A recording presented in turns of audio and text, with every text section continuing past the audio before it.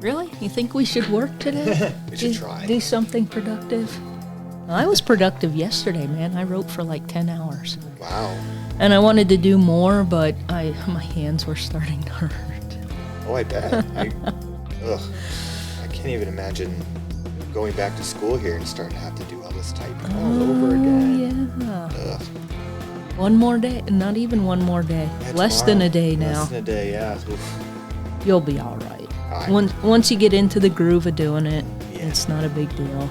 Well, I was never lucky enough to be one of those college students that could just focus on college. Even when I got my last degrees, I was a full-time student, a full-time worker. Mm-hmm. You just got to do it. That's what I did when I went to school. I worked like 30 to 35 hours a week, and I had... What choice do you have? Yeah, I didn't.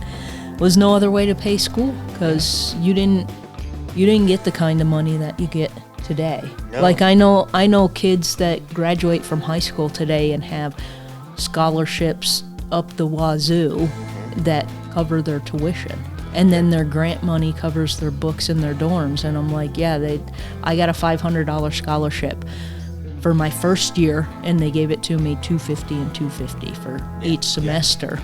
I got a Pell Grant. I think that was it, because you couldn't get scholarships into this particular school that I went to. So. Well, I got Pell Grants too, and I believe I got the maximum what it was at the time, but it didn't cover all of tuition at UNL, and it certainly did not cover the dorms, any kind of housing, didn't cover my books. I remember being incredibly angry the first time I found out that, if you were on scholarship and you played for the Huskers, they came in with little vouchers, and they couldn't even find, I don't like to go down the dumb football route, but so many of them couldn't even figure out how to find their books, because I pulled a lot of books for a lot of sports players, not just football, other sports as well. Oh yeah. And then they would... very similar what you deal with up there. Don't get me wrong, they're not all... None of them are dumb. Mm-hmm. They're just focused, I say. Focused on the sports. There you go. Not necessarily the education. So. And then they would go up there with their little voucher, and they didn't have to pay because their books were covered in their scholarship too. And I'm like, really? Yeah, exactly. You're just I cussed in my head. Yeah. Speaking of which, when we started this podcast, we were like, Irene, don't cuss. No cussing. Yeah. And, you don't want to be demonetized. And guess who cussed 3 times in the last episode? Was it me? Mm-hmm. Oh, no. I need to watch my mouth, guys. Demonetized. And need to go beep. One, I don't know how to put the beeps in, or I would. We might need to figure that out. Yeah. And 2, if I cut it out, it sounded awful. It was like, something was cut from that. Yeah. Sounds like an Eminem record. Yeah. A clean Eminem record. You don't hear him at all. So I just left it and hoped that in the hour-plus episode, nobody would say much. I mean, it wasn't really bad cuss words, but when it's like I didn't even notice when you had said them, but when I was going through and editing them, like... shite, I almost did it again. Hey, shite. Oh, so we're skipping around a little bit like we always do. We're not sticking in one place at any point in time. But last week I was going through my list of things, and I just wanted to do this little bit about this site that's on the eastern end of the Panhandle, where there's several interesting stops, and of course, once I went down this rabbit hole, I found 2 other places not far from there, so we might stick for a few episodes on that part of the state, like we did when we did Sioux County. Yeah, absolutely. But people drive by historical markers all the time, and many people don't stop. They don't even know. They're just like, what's out there? That doesn't look like anything. Well, stop and read the sign. It takes 5 minutes to read the sign, and you can learn something. And I didn't realize, even though I've driven past it many times, that what we're going to talk about today, there's another marker about 5 feet away about something different. And I was like, well, now I have to do both because they're right next to each other. So they were significant to the pioneers who came west, this whole area out here. And even if we only have a little bit, like what we're going to do today, one of the sites is known as the Ancient Bluff Ruins. And I knew about it, and it's more important to the Mormons than to the Native Americans, but it's also enough of an outcropping that they would have known exactly where it was at. It would have been a landmark of some kind. And I did try to look, and I couldn't find anything of, what the Native Americans might have called that. Sure. But right next to the Ancient Bluffs Ruins is a marker about... oh my God, now I forgot her name. Narcissa Whitman. Yeah, because the name. Narcissa Whitman, yeah. If any parents are listening to this today, please do not name your child Narcissa. Yeah. Look up the Greek. It's not good. Not a great name. No. So I was like, well, the markers are literally 5 feet away from each other. So we'll talk about the Ancient Bluff Ruins today and Narcissa in the next one. I think that's how you say her name. I was trying to... Narcissa? I looked and Narcissa? Yeah, I couldn't quite find an exact pronunciation. So I'm just guessing, and I mean, she's dead, but hopefully her descendants wouldn't hold it against me for saying her name wrong. There are Whitmans out here, and I wonder if they're related, because there are Whitmans out in this county. I used to know a Whitman. Oh, I don't know. Yeah. Oh, okay. Yeah, that might be something. The Whitman family, it's known around here. I think they have a farm. Okay. I think that's how I know, because it's a big old sign. The Whitman farm. Okay. Yeah. Well, Narcissa? What are we going to call her? Narcissa? I would say just Narcissa. It's spelled like Narcissa. Okay. So the Ancient Bluffs Ruins is one of the few Mormon place names along the Mormon Trail that's still in use today. Like, folks down there in Broadwater will know what it is. Oh.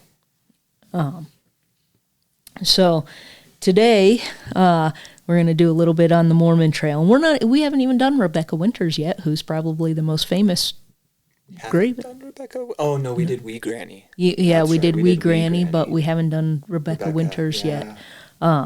So, and I started thinking when I was doing this, I was going, we have Rebecca Winters on our list. We've done Wee Granny. We keep doing the Mormon Trail. We should probably do the Oregon, California Trail at some point in time. And then I went down a rabbit hole as well of just reading Oregon Trail diaries. Mm-hmm. Which I'm going, we could just do a whole episode of, hey, check out this thing. So during Oregon Trail Gaze, not to change the subject, there was a contest to get the physical copy of the Oregon Trail before it came out. Mm-hmm. All you had to do was put in your name. I didn't know this. My friend actually contacted me from L.A. To put in for this contest. He's a local, and I don't know how he found out about it, because it's like in a paint shop. It wasn't it was weird. It was in a paint shop. And you put in for this contest, and you could get a PS5 version or a Nintendo version. Mm-hmm. And sure enough, I won. Sweet! Yeah. I sent it to him. That was kind of the deal. If I won, I'm like, well, yeah, if I win, I'll send it to you. And I was actually really impressed. I'm like, hey, I won something for once in my life. So it was the original, not the original Oregon Trail, of course. It was like...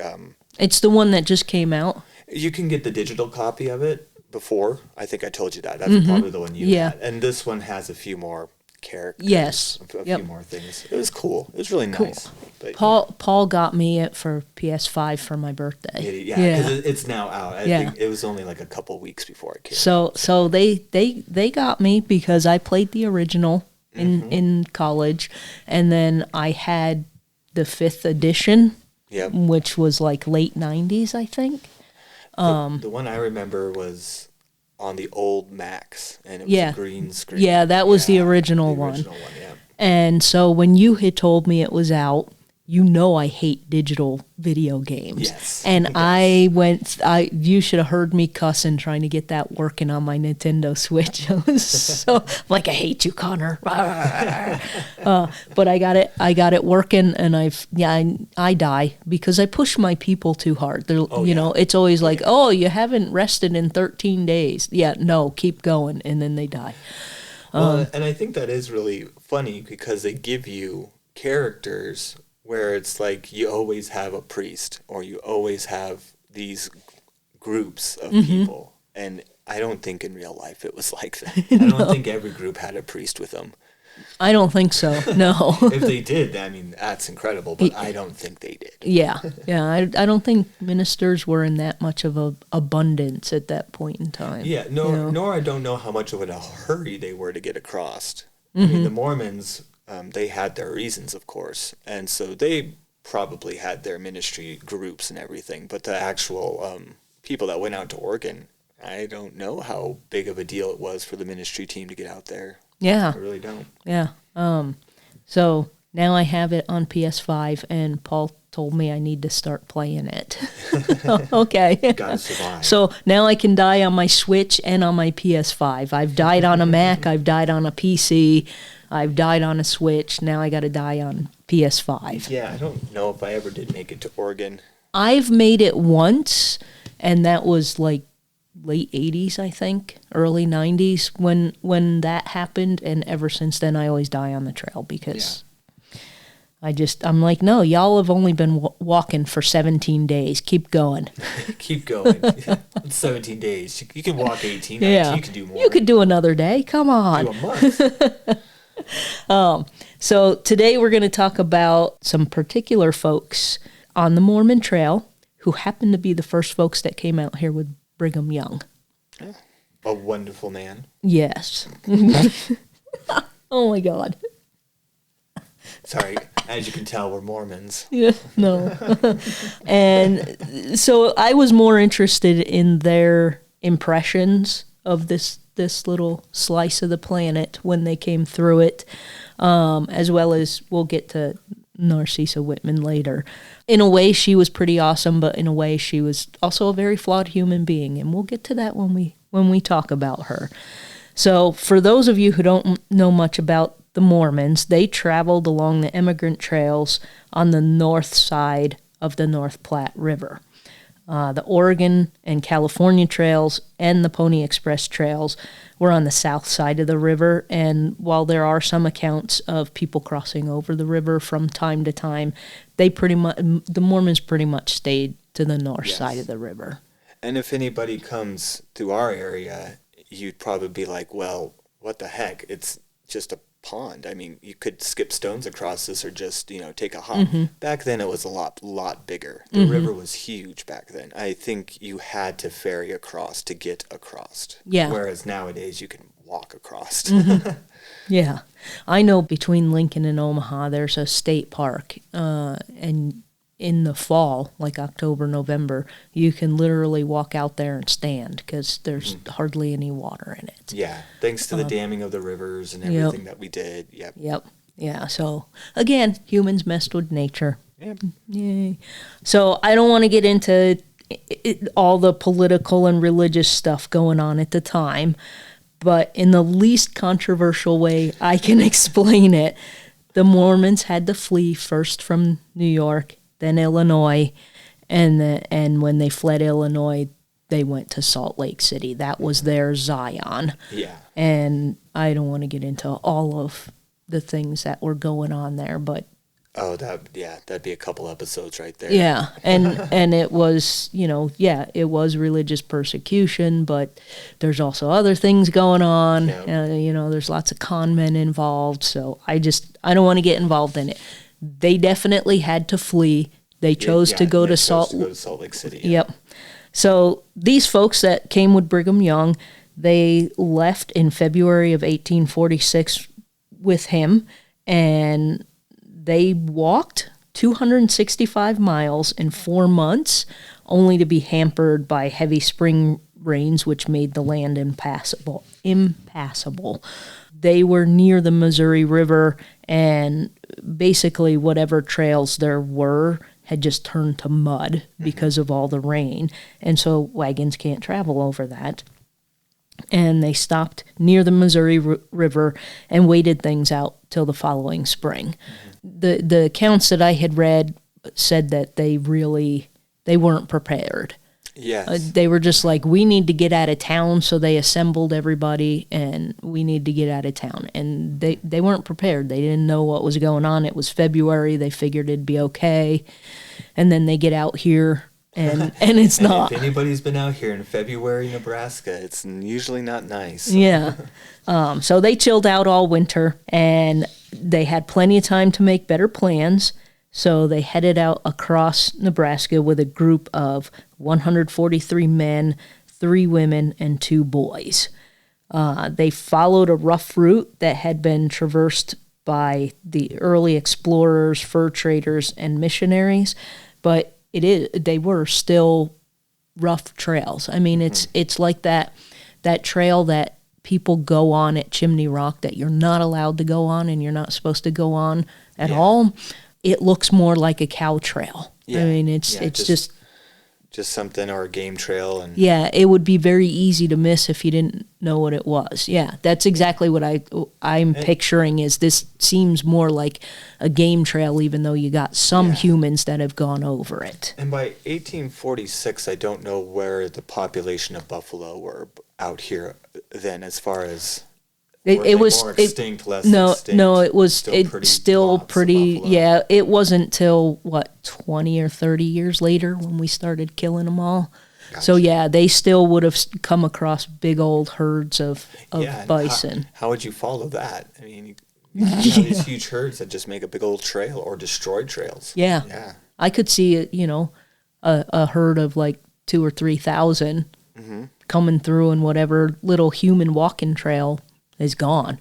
So, you would have to know where you were going, because even if you were one of those really early missionaries coming out, which Narcissa Whitman was, and we'll get to her, you still kind of need to know from fur trappers where the trail is.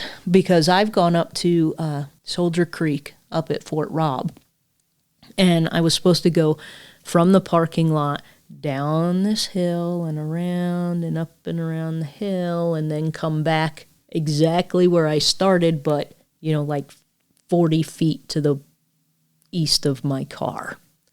I ended up coming back the same way because I got myself off on a cow trail. Yep. And then eventually I go, oh my God, I recognize that fence. And so I knew where I was, and I was like, I'm just going to go back. I'm not going to try and figure out where I got lost. But I didn't realize I had gotten on a cow trail. Yeah, very easy to do. Yeah. Very, very easy to do out here. Mm-hmm. So anyway, they're all coming out here, and thousands of other Mormons would follow them in the coming years. But this group took the lead in creating the official route. They made the first ferries, bridges, campsites, and they also set up supply depots along the way. So they were trailblazers in that sense. And the road marker, which is right next to Narcissa I keep wanting to say Narcissa instead of Narcissa, so I'm sorry if I say her name wrong. It's like that whole, I call it Montrose, you call it Montrose. Montrose is I'm sticking to the locals. Okay. I'm going to be the New Yorker and just be like, do it my way. So the roadside marker, which is right next to the Narcissa Whitman State Historical Marker, is labeled the Rapture of Spring, and it notes that on May 22nd to 23rd, 1847, Brigham Young's group camped just to the west of the marker, which is now in somebody's field, so don't go there. Yeah.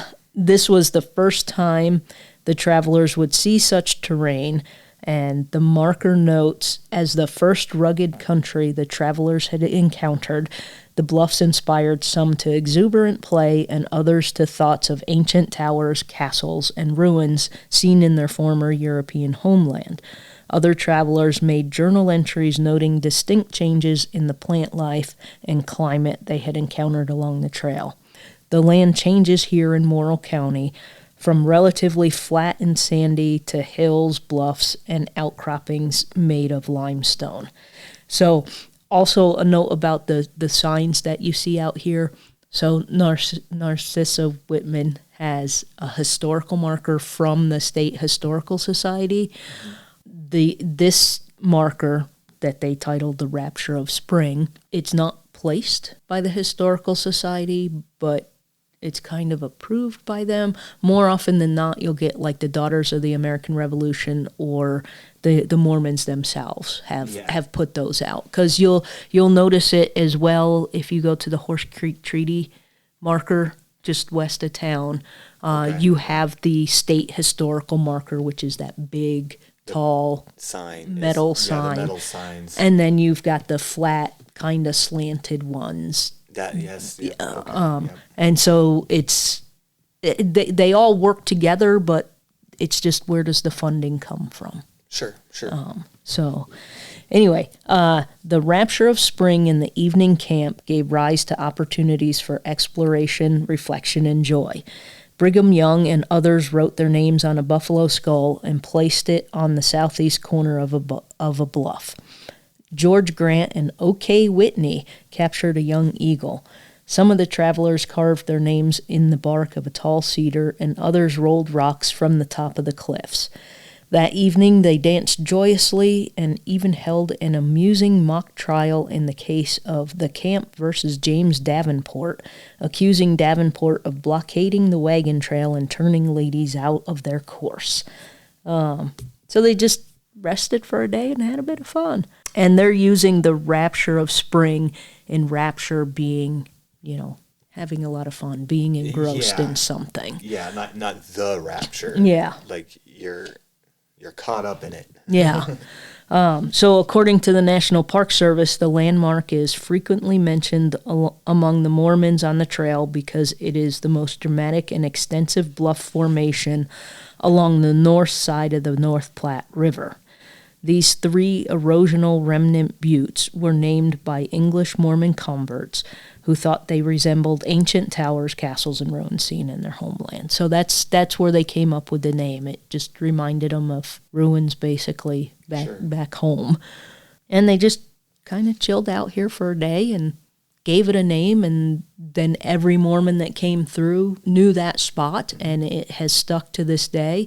And as you and I know, if you go south of the river, there are much more fantastic bluffs and buttes to look at going along the way. Chimney Rock's on that side. Yep. The monument's on that side. Jail and Courthouse Rock is on that side. And if I remember correctly, Jail and Courthouse Rock is the first big one. After you come traipsing across the prairie and don't see crap for days and days and days, that's kind of when the landscape starts to change, and boom, there's Jail and Courthouse Rock.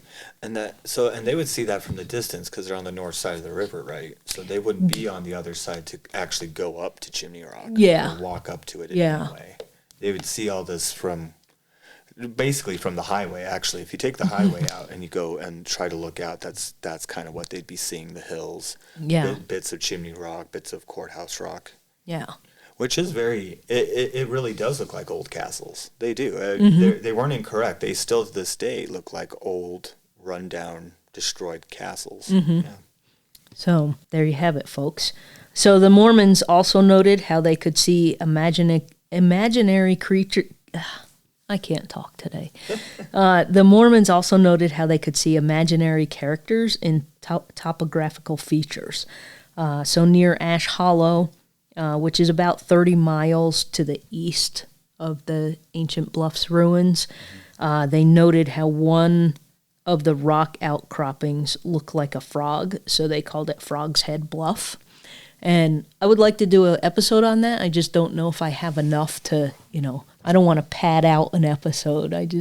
But maybe. We'll see. I have to do a couple of different things. Yeah. I was thinking we'd end up having like, hey, there's only 5 minutes worth of this, but we're going to talk about 10 things today. Yeah. Just because it's cool, but I really don't see how I can pad out to an entire episode. So because this area looked like the ruins, it gets the name Ancient Bluffs Ruins. So there you go. The National Park Service also quoted part of Thomas Bullock's journal, noting that on Sunday, May 23rd, 1847, Mormon leaders climbed the highest bluff, wrote their names on a buffalo skull, and placed it at the southwest corner. Thomas Bullock found that all of the 12 had started on an exploring excursion to the mountains. I don't know who the 12 were, probably the leaders of the group. At 9:24, they visited several of the bluffs. Professor Pratt took an observation by which he found it was 235 feet higher than the river. They rolled down some large stones from the top and returned to camp at 11:05. So, if you remember, there were only 2 boys on this group. This is grown men screwing around, chucking rocks off of stuff, rolling rocks around, carving their names and stuff. Oh, yeah. Having a wonderful time. Yeah, yeah. So anyone who visits there today can still see some of the ruts the Mormons left behind. And right by that wayside marker is the marker for Narcissa Prentice Whitman. She passed through here 11 years earlier than the Mormons in 1836. So she definitely was on what probably seemed more like, animal trail than anything else. Narcissa Whitman and Eliza Spaulding traveled along the north side of the North Platte River on horseback, and in doing so were the first 2 documented white women to travel on the trails and to cross the American continent. So that's one of the reasons that she is remembered, because no white women had ever gone that way before. So, not documented. Not documented, yes, exactly. I'm sure there was. Yeah. You just didn't hear about it. Yeah. And there weren't, this was 1836, so this was before Brigham Young went. This was before there was that delineation with the trails north and south of the river. And they were going on a trip to be missionaries in Oregon, which we'll get to. So she was on a Protestant mission called the Oregon Mission, and their party consisted of Dr. Marcus Whitman, her husband, Reverend Henry Spaulding, Eliza's husband, and they were both just newly married, and a dude named William Gray. I don't know much about William Gray, but his name was there. He was on the trip. So in this case, they did have a reverend, but they were also all Protestants going to spread God's word. So I guess in a way they had a whole bunch of religious people. I take it he made it. Yeah, they all made it, and we'll find out about that soon. So on February 18th, 1836, Narcissa and Marcus were married, and the very next day they made a 2-day trip someplace else in New York, where they started their journey to the other side of the country. So literally the day after she got married, we're going on this mission trip. It's a honeymoon. So from present-day New York, the group traveled west to the Oto Indian Agency in present-day Bellevue, Nebraska, where they joined Thomas Fitzpatrick's American Fur Company caravan. And in some of the stuff that I was reading, her husband spelled Otto. In everything she wrote, she spelled the Oto Indians' name correctly. Oh. And he always spelled it wrong. So interesting. I found that interesting considering he was a doctor. You would think he'd be the one getting it spelled right, but no. And I don't know if that was a dig or if that's just he knew it was Oto, and to him Otto is Oto. Yeah. Or we would say it's Otto. We would say Otto. Yeah. But she spelled Oto, Otoe, the way it should be. So Narcissa and her group made a stop at the Ancient Bluff Ruin as well before continuing on their journey west, and they have that documented, which is why the marker is there. And though she survived the journey west, her ultimate fate led her to being remembered as a heroine and a martyr, which you can find out about in our next episode. Yay. I'm not spoiling anything else. Yeah. So Cliffhangers. if you happen to go to see the markers, both can be found about 6 miles west of Lisco, Nebraska, and about 8 miles east of Broadwater, Nebraska. And to me, they're worth it to at least make a stop, have a look at the landscape, because, I mean, Absolutely. the landscape is pretty much the same. Yeah. Other than we put some modern roads in, the landscape is essentially the same as it was when these guys were going through. And it has to be said for a lot of the areas around here. There really isn't, as far as development out here in the Midwest goes, it happened and then it stopped. So, yeah, we have all these small towns, but the landscapes, although they've been farmed, really haven't changed that much. Yeah, yeah. It's not like when I go back to my hometown, which is in the Hudson Valley, New York, and I was just there last month. I haven't lived there since, well, I grew up there, and then I went away for 8 years, lived there for 2, and then haven't lived there since then. So since 1999, I don't recognize a lot of things anymore. That's crazy. And I mean, they even moved the train stop when they took, so a long time ago, they took the mall, made the Galleria, and then they blew up the old mall and then put a new strip mall in. And then people were like, well, no, we have to go down this highway and around here and blah, blah, blah. So they dug underneath the highway to put a road that connects the two much easier than what it was. And when they did that, they moved the train station. So that whole part of town is unfamiliar to me. And I always get confused when I'm riding in a car there. I'm like, wait, where are we going? So, folks, do yourself a favor. If you're out here, you drive by. It takes 5 minutes to read each sign. Oh, yeah, it does. I think more than anything, what frustrates me with those signs is you're passing, like, crap, and then I have to go turn around. Yeah, you're like, oh, I missed it. Because they are easy to miss, folks. They Yeah. are easy to miss. It's one of those blink and you miss it. Look for those big metal signs. Mm-hmm. And they're almost always facing out, so they won't face towards the highway like a road marker or that. It's actually usually facing to whatever direction it's talking about. Mm-hmm. So it's not perpendicular to the road. It's usually parallel to the road. Yeah. That's, I guess, what I'm trying to say. So that's it for this time. Hopefully you enjoyed that little tidbit of history. I know our episode's a little shorter this time, but y'all love us, so come back next time. I'm Irene. I'm Connor. And this is Storytelling on the Plains.